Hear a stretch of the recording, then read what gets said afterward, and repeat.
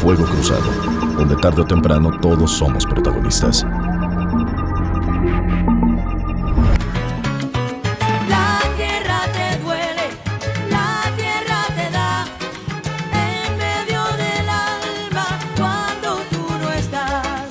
La tierra te empuja de raíz y cal, la tierra suspira si no te ve más. Muchísimas gracias por estar de nueva cuenta con nosotros en su programa Fuego Cruzado, a través de MXN, su televisión. Usted sabe que con esta dirección, MXN puede tomar la imagen en su pantalla cómodamente a través de nuestro canal en YouTube. Y en esta ocasión hay muchos datos que no se tienen, que pues difícilmente se recurre a lo que se ha hablado y a lo que ha conformado algunas de las dependencias que son sumamente importantes en el Estado. Una de ellas es la Agencia de Proyectos Estratégicos del Estado de Quintana Roo. Muchos de los que han llegado pues, en los últimos 5 años no tienen idea de todo lo que hay detrás. Y para hablar de esto, hoy tenemos una entrevista que a usted le va a dar mucha información con el titular de esta agencia. ¿Cómo te va, José Alberto Alonso Obando? Hola, Lilia, muy bien, muchas gracias por la oportunidad y te agradezco que estés aquí en tu casa. Sí, pero oye, qué buenas oficinas tienes, qué vista tan bonita, ¿eh? Sí, es una vista bonita. Creo que el propio giro de la agencia, porque ahorita vamos a platicar seguramente y vamos a ahondar, pero bueno, es la que ve o debe ver los principales proyectos de inversión del Estado y bueno, pues creo que son dignas para eso. Creo que valdría la pena hacer antecedentes de cómo se llega a pretender esta integración en la regulación de tierras y la inversión público-privada, ¿no? La de esta agencia de proyectos. Porque al inicio de nuestro estado, pues se fueron formando fideicomisos. Antes los gobernadores determinaban las tierras que se vendían, que eran solicitadas al gobierno federal. Y bueno, la aprobación de estas ventas tenía que ver hasta con un voto en el Congreso. No se vendían así nada más. Para ir avanzando, crean el fideicomiso Caleta Xel-Há. Y se van con ese instrumento para la venta de terrenos y para lograr el desarrollo que tiene Quintana Roo.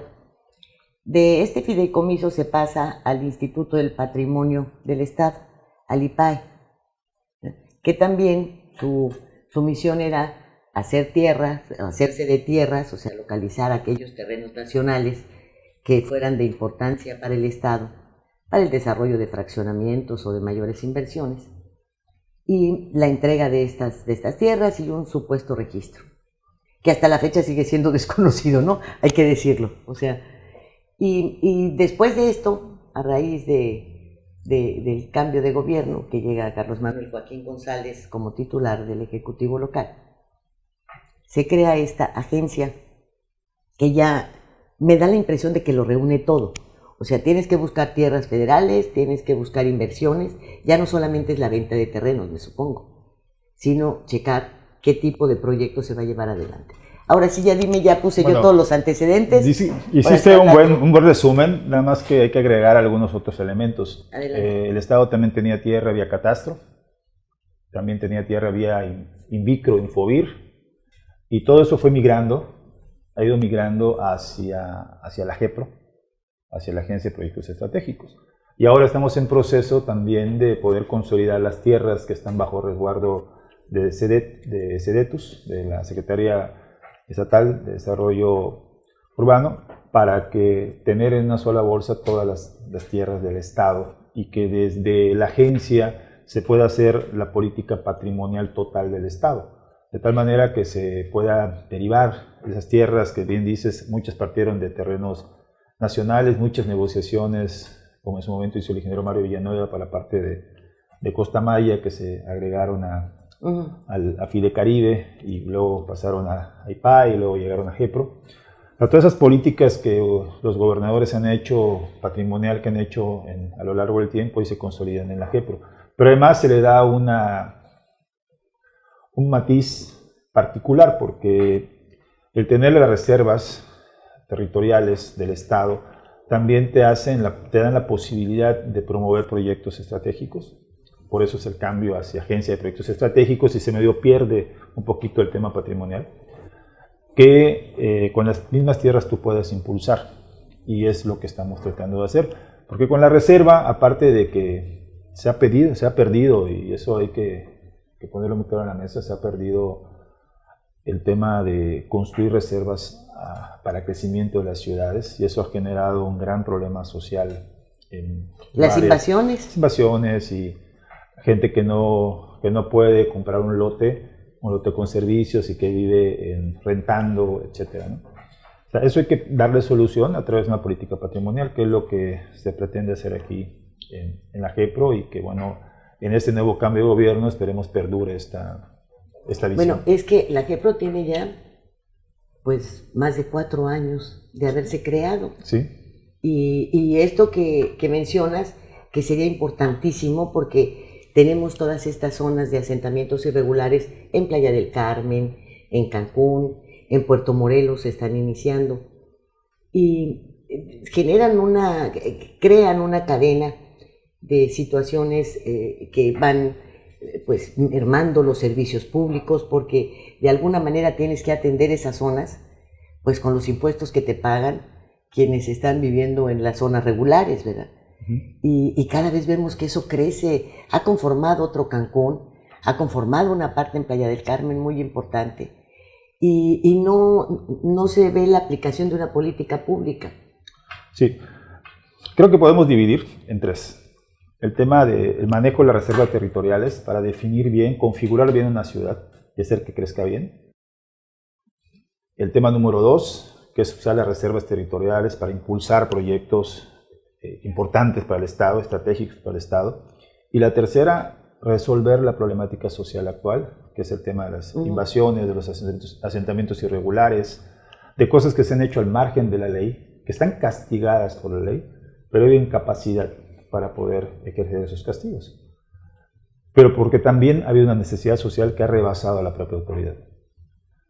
Y tenemos que resolver, o empezar a resolver, darle la cara al problema social de los asentamientos irregulares y las invasiones, pero darle la cara con una política no de corto plazo, una política de largo plazo, que permita a la GEPRO ir cuando se puede, porque hay distintos tipos problemáticas, ¿no? Hay terrenos que son particulares, otros que son del Estado y otros que son ejidales. Ir captando esas tierras para poder regularizarlas, porque tenemos esa facultad de poder regularizar cuando la tierra es nuestra.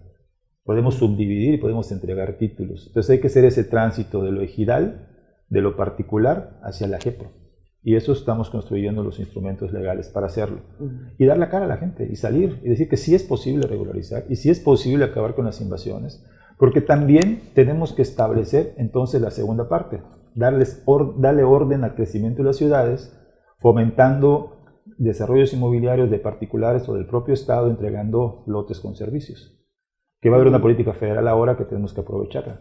Entonces va ligado, pero un acuerdo creo que hicieron hasta los alcaldes, ¿no? Para tener programas de desarrollo de vivienda y todo eso. Sí, los alcaldes ayudan, pero no está en ellos resolverlos. El tema está en la federación, a través del INSUS, que es el instituto que tiene ayuda de regularización, a través de las instancias agrarias, y está en nosotros a través de la GEPRO y también un poco de la SEDATUS. Pero el tema, sí hay que darle la cara a las invasiones, ¿verdad? No podemos permitir que muchos quintanarroenses sigan viviendo las condiciones que están viviendo ahora, pero que también estén desconfigurando las ciudades. Tenemos que ver que las ciudades crezcan armónicamente con una política derivada de los planes de desarrollo urbano. O sea, tenemos todo, pero lo que no tenemos es la certeza en la tierra. Y la tercera, aunada a eso, aplicar la ley. Porque si bien es cierto que hay que acabar con las invasiones, hay que tratar de resolverlas, también hay que evitar que se sigan dando. Y hay un marco legal que se puede aplicar para evitarlo. Sí, ya había una determinación aprobada inclusive por el Congreso de llevar a la cárcel inclusive a los invasores, ¿no? Sí, en 2007 es un delito penal.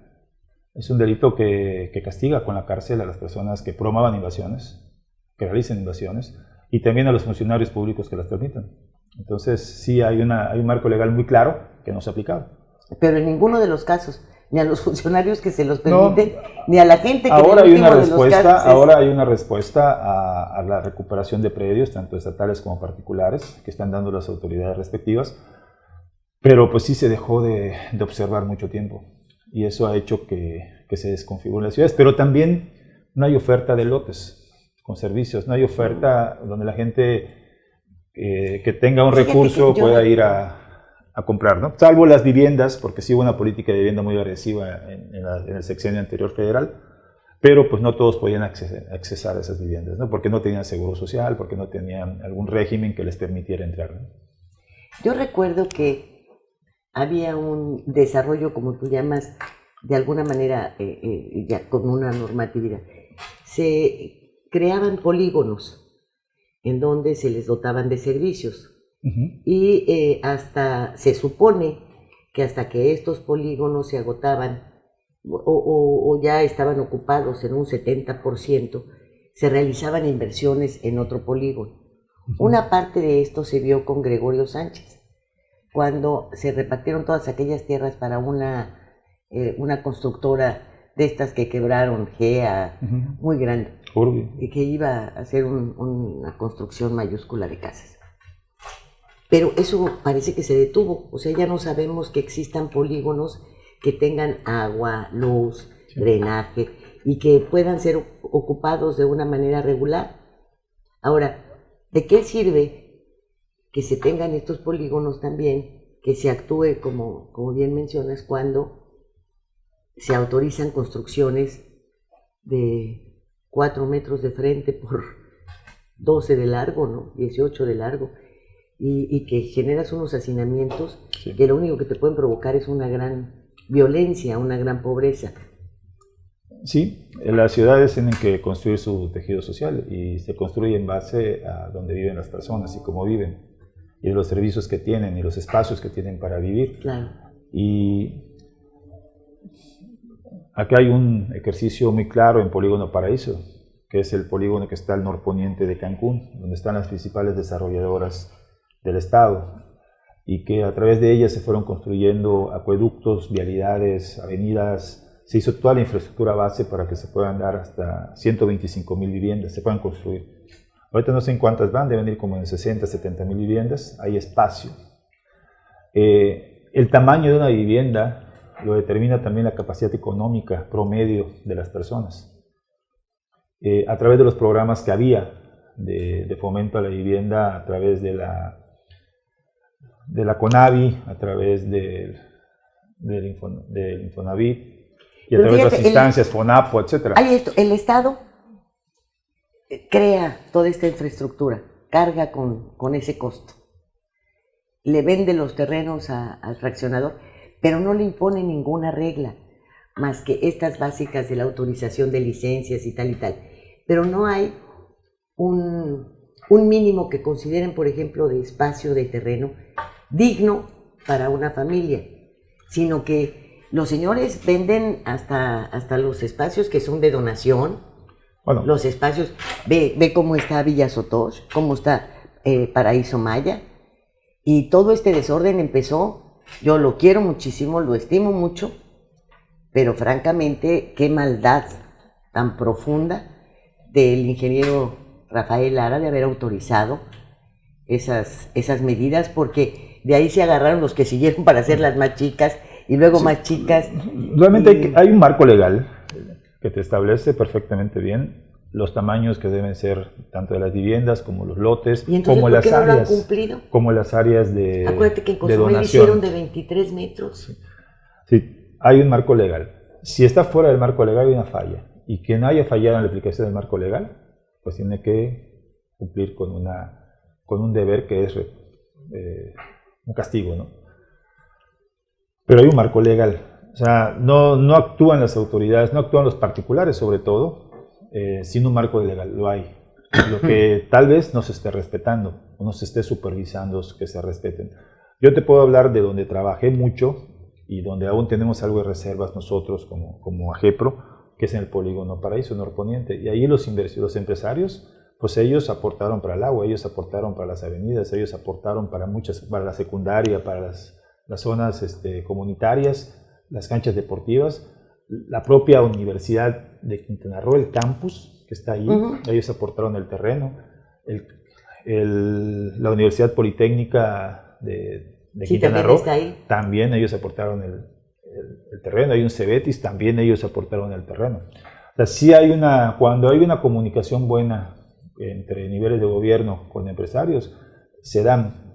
Lo que se tiene que ver luego es la aplicación de la ley en lo que tú dices, que efectivamente donen el porcentaje que marca la ley para áreas municipales o zonas de equipamiento, que las viviendas tengan la medida, y para eso hay una serie de requisitos que tienen que ir con el Estado y con el municipio, compatibilidades urbanísticas, etcétera, para que puedan cumplir. Así hay un marco legal, y yo creo que en la mayoría de las veces se respeta.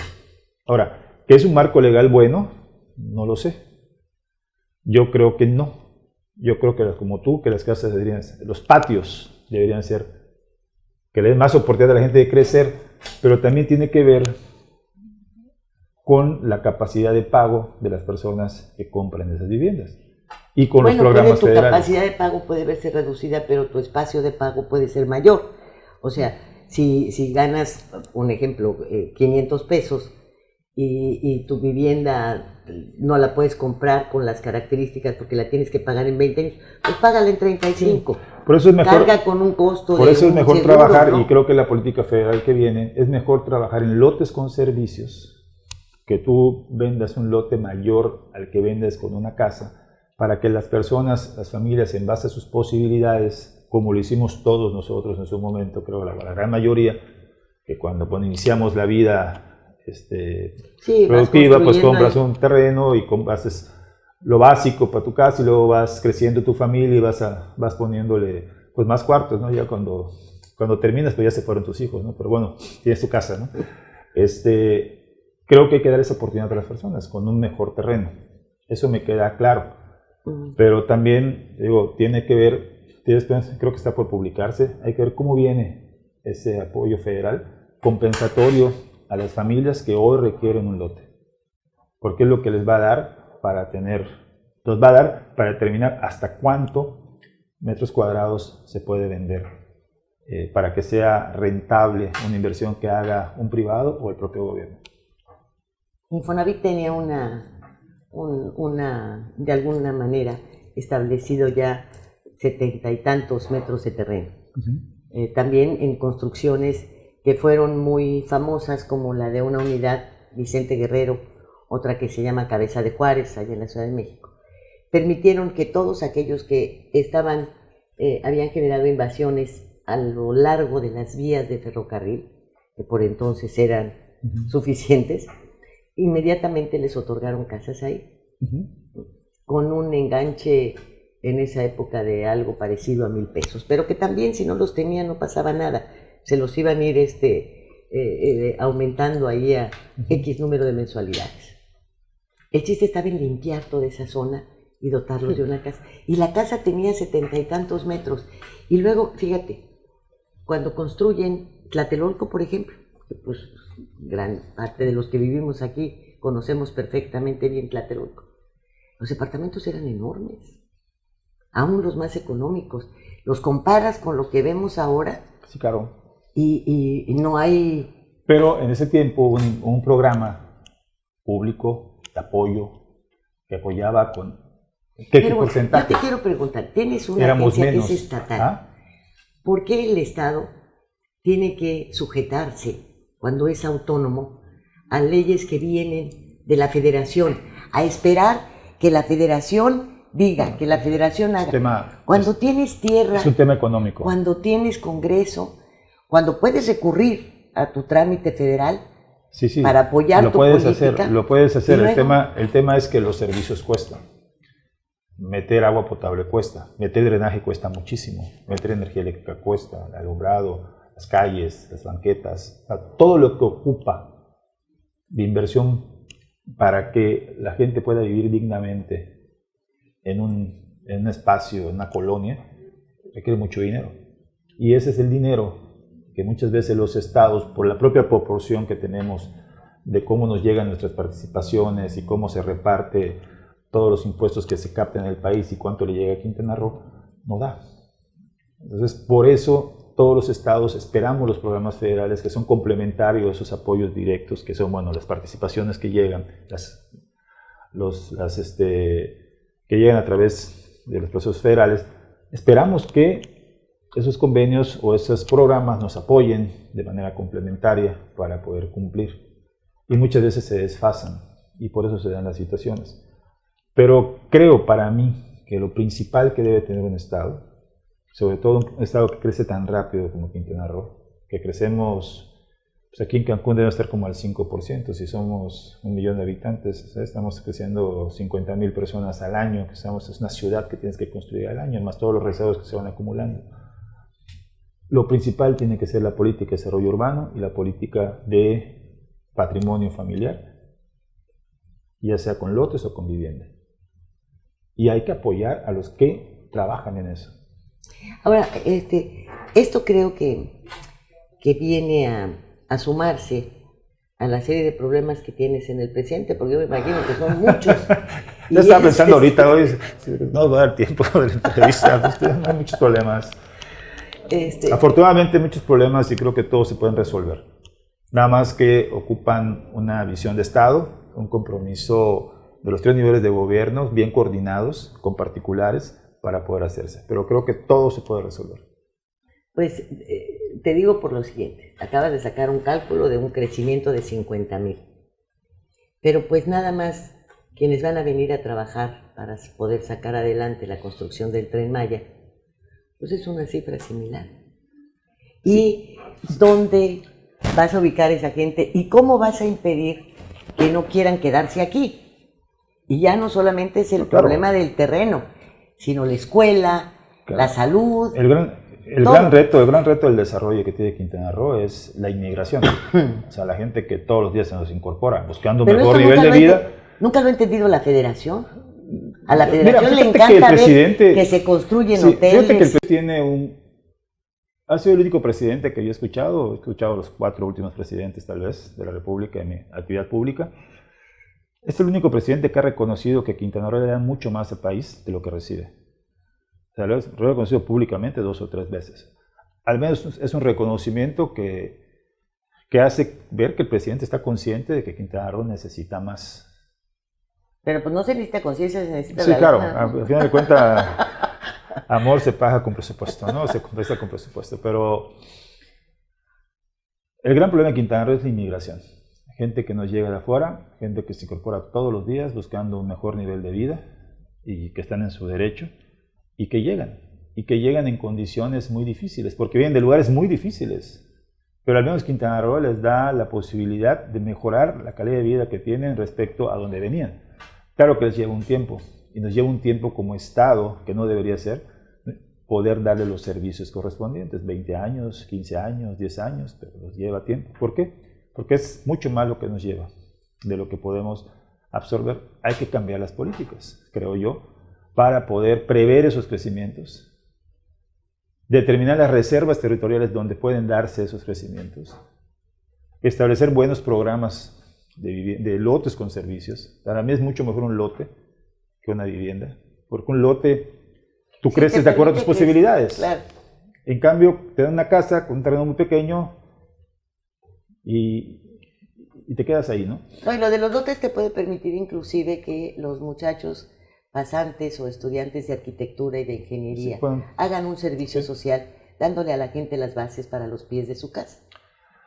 Sí, he visto que funciona eso, pero creo que tiene que ser mucho más agresivo el tema y tiene que haber mucha conciencia de los 3 niveles de gobierno, que el principal problema de Quintana Roo es el tema de los asentamientos irregulares, de las invasiones de gente que llega a Quintana Roo y no tiene dónde vivir, y no se hace un tejido social, sino que se destruye el poco tejido que tú puedas construir alrededor, y son cunas, esos lugares, lamentablemente, de muchas de las cosas malas que pasan en Quintana Roo.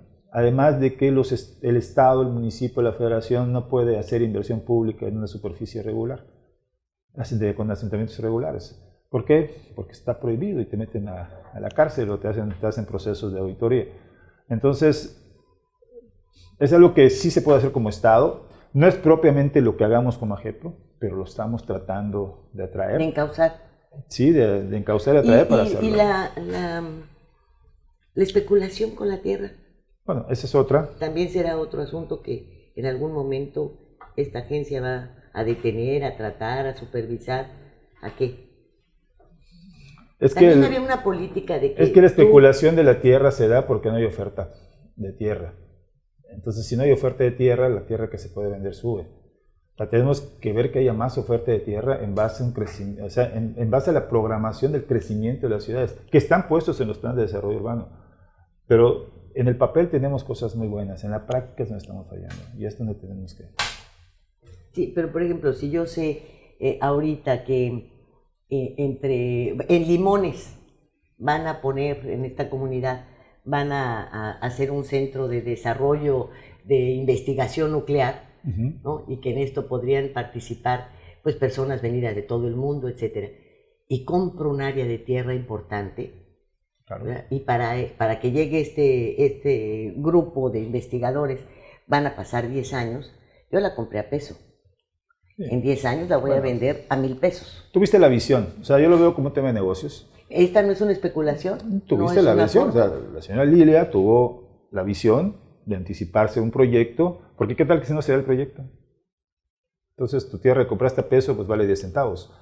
Entonces tuviste la visión. Ahora, el Estado debe prever eso y debe generar las condiciones para que doña Lilia, que las personas que estén dedicadas a la actividad privada puedan hacer negocios.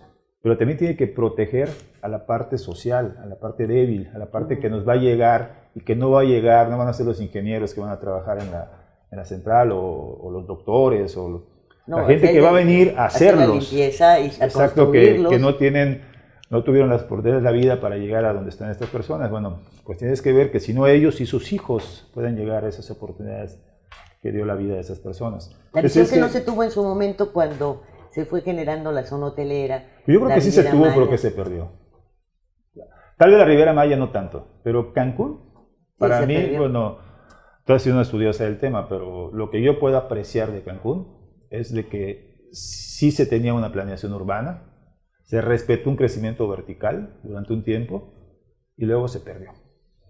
Es que la planeación urbana la hicieron para la ciudad. No consideraron dónde iban a vivir los albañiles, lo que estamos hablando ahorita. Sí, claro. Y después las camaristas y el cocinero. Claro, claro. Y toda esta gente fue generando todo lo que después se convirtió en una parte de Nuevos Horizontes, lo que vemos ahora del otro lado del crucero. Pero son como cuestiones idealistas, pero hay ciudades que lo han logrado. Las señoras que trabajan como camaristas en la limpieza, como meseras, que son bases de una familia de mujeres que tienen hijos, pues ellas deben tener la certeza de que sus hijos, cuando ellas van a trabajar, están bien atendidos en su colonia por los servicios que da el Estado, que motivó el Estado que haya. Salud, escuelas, guarderías, centros de entretenimiento, etc. Eso es lo que hemos fallado, porque no todo está así. No. Y eso hay que recomponerlo, porque Cancún no va a frenar hoy, Playa no va a frenar mañana. Aún Chetumal, Bacalar no van a frenar, van a seguir. Entonces, esto hay que dejar los ejemplos, no las bases, porque eso está. Los ejemplos de que sí se pueden hacer las cosas porque hay que afrontarlas. Y creo que desde AGEPRO podemos hacer eso. Además de promover los proyectos estratégicos como el puente Nichupté, como apoyar al municipio y a la federación en el tema de la Colosio, la Chacmol que se va a ampliar. Tratar de generar las asociaciones públicas privadas para que el gobierno con los privados puedan impulsar cierto tipo de proyectos que le den una mejor infraestructura al Estado, que le den una diversificación al Estado, que le den fortaleza hoy a lugares como es el sur del Estado, donde pues no tenemos las mismas posibilidades económicas, no de calidad de vida. Posibilidades económicas. No, yo creo que de calidad de vida le ganan a Cancún y a la vida. Yo creo que sí. Sí, sí, indiscutiblemente. En promedio sí, Creo que estamos mucho mejor en la zona sur que en la zona norte en calidad de vida. Pero pues en ingreso sí aquí hay una mayor cantidad Oye, de duermen gente. bajo un techo con medidas dignas. Sí, los terrenos en Chetumal usualmente son más, salvo las colonias recientes como Caribe, O las casitas que se Siancán. quedaron de adorno, ¿no? Que se ven tan bonitas. O sea, los fraccionamientos nuevos que sí tienen ya la normatividad que hay ahora. Pero los gobiernos, los lotes que dio el Estado, porque mis papás compraron uno de esos lotes en la López Mateos, que es la colonia más grande de Chetumal, pues era un predio de 12 por 30. Y así están todos los vecinos de toda la colonia, o de casi toda la colonia. Y tú ibas en ese tiempo al catastro y decías, oye, quiero un terreno acá, sí, claro, das tu enganche, ibas pagando poco a poco, y cada quien iba haciendo sus casas a la medida de sus posibilidades. Y hoy es una colonia pues de clase media. Pero tiene árboles, ¿no? Sí, claro, Aquí tiene no árboles. encuentras ni matas de chile. Sí, pero ese es un tema de trabajo que se tiene que afrontar. No se tienen que poner las bases, ¿no? Hay que darle la cara al problema y resolverlo. No lo vas a resolver mañana, pero uno resuelve al otro. El chiste es empezar. Ese es el tema de los asentamientos irregulares, de las reservas y el tema de los proyectos estratégicos que sí nos van a generar pues una mayor, posiblemente llegada de gente, pero también facilidades, como es el puente. El puente da muchas facilidades. Iba a preguntarte eso. Según la información que se publicó en los medios, la agencia hizo una aportación o un apoyo al puente por 10,000 millones de pesos. Ojalá. No. Bueno, yo me quedé porque, No, te explico la historia. No. Sí, eran 4,000 y de los cuales Arturo Herrera ofreció 2,000 y pues lo van corriendo. No. Te explico la historia del puente porque creo que merece que Cancún conocerla. Sí inicia como un proyecto de la GEPRO, cabezada por todo el equipo de trabajo que está aquí, del anterior director Eduardo Ortiz, para hacer una asociación pública-privada. Entonces, para hacer eso hay una ley que tienes que hacer una serie de procedimientos. Hizo todo. Se avanzó mucho en el tema ambiental, en el tema del proyecto en sí, a nivel inicial, no se hizo el proyecto ejecutivo del puente, pero si se dan las bases, ahora sí, se dan las bases para poder arrancarlo, o sea, ofertarlo como una asociación pública-privada. Había grupos interesados, había cartas ya de intención para que inicie, pero el gobernador, no había un costo establecido. O sea, siempre que el error que cometemos los funcionarios son dos: decir los montos probables de inversión y decir las fechas de terminación, porque nunca se cumplen por muchos factores, no porque sea malo el funcionario, hay factores externos que te afectan. Entonces alguien dijo un monto, pero no es así.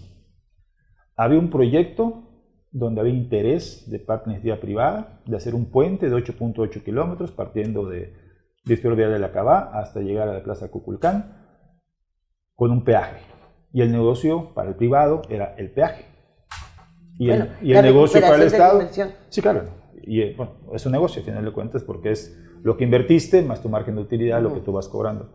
Y el Estado pues se beneficiaba dándole una salida adicional a la zona hotelera, evitar el costo social que implica estarte parada una hora en tu coche. Cumplía con la ciudadanía, pues. Exacto. No, pero hay un tema de costo social que pocos entienden, que es el tiempo de tu vida que tú pierdes en un vehículo por un embotellamiento, que puede ser solucionado por un puente. Bueno, entonces, un día vino el presidente de la República, voló con el gobernador, la zona de Tulum, y el presidente vio unos terrenos que le parecieron atractivos para hacer el Parque del Jaguar, que es un proyecto que él tiene, que va a beneficiar mucho a Tulum, y esos terrenos coincidían con unos que tenía el Estado. Entonces se firma un convenio en el cual el Estado aporta 2 lotes de 114 hectáreas en Tulum, ahí cerca de la aeropista, enfrente de la entrada de la zona arqueológica. Los entrega a la Federación en una donación que lleva un compromiso presidencial en el cual establece la construcción del puente, la modernización de la Colosio, la construcción del paso de desnivel que entra al aeropuerto, que es muy chico ahora, no cabe ya la gente ahí, y la ampliación o la prolongación de la Chacmol. Entonces, hay un respaldo presidencial, hay un convenio firmado con la Federación, el presidente estuvo de testigo, está la gente, la Secretaría de Infraestructura, Comunicaciones y Transportes, del Gobierno del Estado, del Gobierno Municipal, y es como la Federación entonces agarra la construcción del puente. Quien lo va a construir es la Federación, no lo va a construir la GEPRO, no lo va a construir una asociación pública-privada de la GEPRO con alguna empresa, no, la va a hacer directamente la Federación. Y va a ser, para mí, uno de los mejores puentes o el mejor puente de México. Porque Cancún lo merita. Claro, pero no todo es, así como no todo puede ser blanco, no todo puede ser negro, podrá ser un puente que también va a ser cuestionado. Porque a decir del presidente va a ser gratuito. Sí, claro. Y yo quisiera preguntarle a los señores de Zacatecas o de Nuevo León o del Estado de México, si les parece correcto que sus impuestos se vayan para un puente gratuito cuando quienes circulan en ese puente son vehículos particulares. Sí, pero también pregúntale a los de Zacatecas, a los de San Luis, a los de Yucatán, si están contentos con la contribución que Quintana Roo le hace con sus impuestos a sus participaciones. O sea, Quintana Roo les da. Eso es global. O sea, no, pero eso, no es global. Realmente ningún Quintana estado, Roo, Quintana Roo que el les da. presidente lo reconozca aquí, sí. Qué bueno. Pero ningún estado recibe lo que da, ¿eh? Y hay unos que reciben más. Y por eso esta distribución que ha hecho la Federación. Yo hice una comparación y están los números. Para Oaxaca, Chiapas. Y son públicos los números, estos. nada más hay que saberlos interpretar. Quintana Roo es un estado que da mucho más de lo que recibe. O sea, pero no solamente eso. ¿Cuántos yucatecos hay acá? ¿Cuánto problema le hemos quitado a Yucatán? A Campeche, Tabasco, Veracruz. A todos Chiapas, los estados, porque la migración es brutal. Los veracruzanos. ¿Cuánto le hemos quitado? Los guerrerenses. Sí, ¿cuántas necesidades de construir casas, terrenos, calles, pero yo alumbrado, no sé si eso sea válido, José Alberto, porque por ejemplo el municipio de Netzahualcóyotl tiene más oaxaqueños que Oaxaca. Está bien. Entonces esa migración interna la hemos visto, pero vuelve mi pregunta. Si por ese puente circularan camiones, circulara transporte público, pero van a circular vehículos particulares que tienes 10 pesos para pagar el peaje. Sí. O sea, yo no te estoy diciendo que se cometa el mismo abuso es como si yo te dijera, en la carretera Toluca, sí, por ejemplo, la autopista Estoy de Toluca. acuerdo que lo que se usa se tiene que pagar, pero hay formas de pagarlo, directo e indirectamente. Directo es como tú dices, es como si yo te dijera, oye, pues vamos a recuperar la tenencia, ¿no? O como te digo, oye, vamos a recuperar la tenencia para que la tenencia sirva para reparar las calles.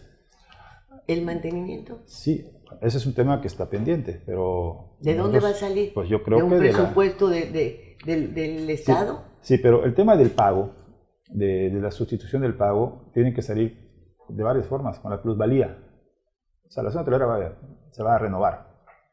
Con la calidad ambiental, porque el puente es un proyecto ambiental también. O sea, tú puedes decir, oye, es un puente sobre la laguna. Vamos a recuperar 300 hectáreas. No, y la emisión de gases contaminantes disminuye en la medida en la que se acorta tu tiempo de transporte. Exacto, es un tema de protección civil. O sea, el puente trae muchas ventajas respecto a su construcción. Claro, es un impacto visual, pero puede ser un impacto visual positivo, ¿no? Es como yo venía pensando hoy, porque ayer me entrevisté con unas personas que viven por allá y decían, oye, es que vamos a tener un impacto visual. Sí lo vas a tener, o sea, no se puede evitar. Puede ser un impacto visual que sea bonito, como cuando tú vas a San Francisco y te tomas la foto con el puente, que es un impacto visual, no existía. Y hoy existe, es una gran obra, todos quieren su foto ahí. Pero ¿qué tal si no estuviera? A lo mejor también todos quisieran su foto ahí porque el paisaje es bonito también. Entonces, tenemos que hacer algo que sea compatible con la belleza de Cancún, que es lo que tiene que hacer la Secretaría de Infraestructura, Comunicaciones y Transportes, y creo que lo van a hacer. Lo van a hacer y lo van a hacer bien. Y el tema del peaje, sí, no hay peaje. El presidente dijo no hay peaje. Está bien, pero va a haber plusvalía en la zona turística. Va a haber un mejor ambiente, ¿sí? O sea, sí hay una afectación a 1 hectárea de mangle en los estudios que hemos hecho. ¿Dónde? Pues donde van los pilotos, pues hay mangle, pues ahí sí. Pero hay 300 hectáreas que se van a donar por el Estado en esa zona, aparte de todo el programa de compensación ambiental que se va a pedir, que es muy amplio, para mejorar todo el entorno. Entonces, pues yo creo que sí se compensa el no cobrar con los beneficios que va a dar y lo que va a generar de dinero de manera indirecta. Pues ojalá que así sea. Así va a ser. Porque... hay que pensar que sí. Hay que pensar que sí podemos hacer distintas las cosas. Sí, indiscutiblemente que si lo proyectan y lo proyectan bien, será un puente que pueda estar. Sí. Ya no se usan las que va a dar molestias, sí, que va a dar molestias a su construcción, sí, claro. O sea, nos va a afectar, sí, pero pues al final es un costo mínimo ante un beneficio mucho mayor que le va a dar vida, mucha más vida a la zona hotelera de Cancún. Le va a prolongar su... O sea, los destinos turísticos tienen, como nosotros, tienen un ciclo de vida, ¿no? Inicio, crecimiento, apogeo, y luego viene un descenso. Este apogeo lo podemos mantener mucho tiempo. Muchas décadas, si se quiere. Bien. José Alberto, qué chamba tan interesante la tuya, ¿no? Padre, porque en todos lados hay cosas padres. En Bacalar ahorita estamos haciendo una negociación con los ejidatarios para poner un fin a un litigio que tiene muchos años, que tiene entrampado la parte turística de Oye, Bacalar. Después de que termine la veda electoral, me hablas de todo eso, ¿no? Sí, claro. Sí, sin números y sin fechas, pero te hablo. No, ya es... bueno, sí está bien sin números y sin fechas para no incurrir en ningún error. Eso está bueno. Sí. Es como los gobernadores que cierran hospitales y abren cárceles. Eso no lo deben hacer. Que cierran hospitales y abren cárceles. Está difícil, ¿verdad? Bueno, es que... bueno, no puedo decir cosas, pero creo que vienen cosas importantes para el tema de los hospitales y el tema de las cárceles. Para los dos, pero no cerrando uno y abriendo otros. Abriendo ambos. Eso está magnífico. Sí, porque bueno, la cárcel también es un espacio donde vive gente. Y hoy las cárceles en Quintana Roo están, bueno, hace mucho tiempo están muy hacinadas en todo el país. Entonces creo que, pues, independientemente de que las personas que están ahí tienen algún... ¿Y no has pensado que las cárceles están en tan mal estado porque los delincuentes de cuello blanco siguen afuera? ¿No será? Bueno, lo dejamos para una charla de café. ¿Te parece? Sí, sí. Muchísimas gracias. A ti, Lilia. ¿Algo más que quieras pues, platicarle a la gente? No, pues que primero comentarles que la GEPRO es una instancia que quiere estar cerca de las personas. Yo te agradezco que hoy podamos hablar un poco sobre ella, que podemos trabajar en la regularización de sus predios o asesorarlos de cómo se deben regularizar en caso de que no sea con nosotros. Que el patrimonio de las personas muchas veces no se consolida por la propia negligencia de las personas, que le metamos un poquito de tiempo a nuestras cosas, nos pasa a todos, pero la GEPRO es la mejor instancia, la más cercana a la cual pueden acudir para poder tener una buena asesoría sobre lo que se tiene que hacer o bien poder consolidar su patrimonio si es con nosotros. Qué bueno que lo mencionas porque daba la impresión de que esta agencia estaba totalmente alejada de la sociedad en su conjunto, que estaba más dedicada a proyectos que tampoco se veían porque no se publicitaban y que parecía un ente, pues como dice ahora el presidente, un ente fifi. Sí, sobre todo las oficinas, ¿no? Están, por lo que lo has dicho, estás muy ocupado también en la regularización de la tierra de la otra parte del pueblo bueno. Sí, de hecho ahorita voy a Tulum a un tema de esos. Uy, esa zona es tema buena, pero creo que es un gran reto.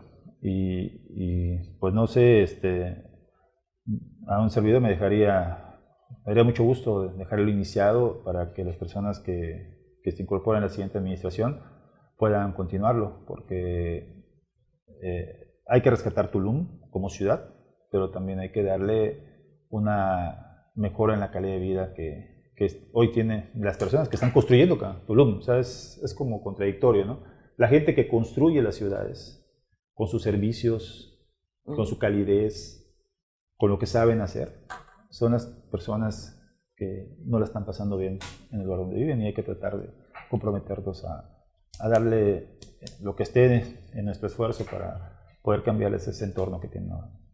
Muchas gracias y muchísimas gracias a usted por el favor de su atención. Si nos lo permite, estaremos el próximo viernes en otro Fuego Cruzado. Gracias.